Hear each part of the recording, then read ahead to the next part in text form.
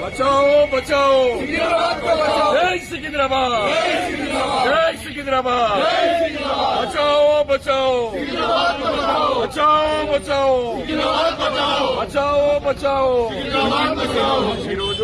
సికింద్రాబాద్ అస్తిత్వాన్ని దెబ్బతీసే విధంగా ఈ ప్రభుత్వం చేస్తున్న చర్యలన్నింటినీ ఖండిస్తూ శాంతి ర్యాలీ చేయాలంటే పొద్దున్న నుండి 144 శిక్షలు ఏదో కర్ఫ్యూ విధంగా ఏర్పాటు చేసి సికింద్రాబాద్ కి సానుభూతి తెలిపి ప్రతి ప్రజల్ని అరెస్ట్ చేయడం అనేది పద్ధతి కాదు.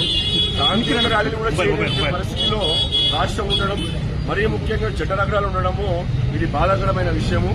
నడి రోడ్డు పైన పొద్దున అత్యాచారంతో పట్టించుకోవాలి కానీ శాంతి ర్యాలీ అని సికింద్రాబాద్ అస్తిత్వం గురించి మేము పోరాడుతుంటే మాత్రము ఎక్కడికక్కడ అరెస్ట్ చేసి వేలాది మంది పోలీసులు ఎక్కడ క్రైమ్ జరిగినట్టు సిటీలో మా పైన పడడం తప్పు.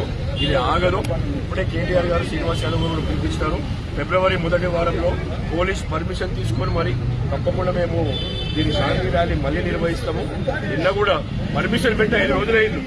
5 రోజుల నుండి రెస్పాన్స్ లేకుండా 10:45 రాత్రికి వాట్సాప్ లో మీ పర్మిషన్ రిజెక్ట్ చేస్తున్నామని నిన్న మధ్యాహ్నం మేము ఈ రోడ్ మ్యాప్ ఎక్కడ మేము ఎక్కడెక్కడ మీకు సెక్యూరిటీ పెట్టాలి, ఎట్లా శాంతియుతంగా తీయాలని మాతో కోఆర్డినేట్ చేసి అర్ధరాత్రి వాళ్ళు ముందే మాకు పర్మిషన్ ఇవ్వకపోతే మేము న్యాయస్థానానికి వెళ్లే వాళ్ళం, కోర్టుకు వెళ్లి తెచ్చుకునే వాళ్ళం. ఇటువంటి పరిస్థితి రావడం సికింద్రాబాద్ ప్రజలకు నిజంగా దురదృష్టకరమైన విషయము.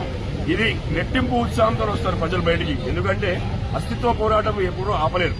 తెలంగాణ ఉద్యమం అయితే ఎంతైతే వచ్చిందో సికింద్రాబాద్ ఉద్యమం కూడా అట్లాగే వస్తుంది.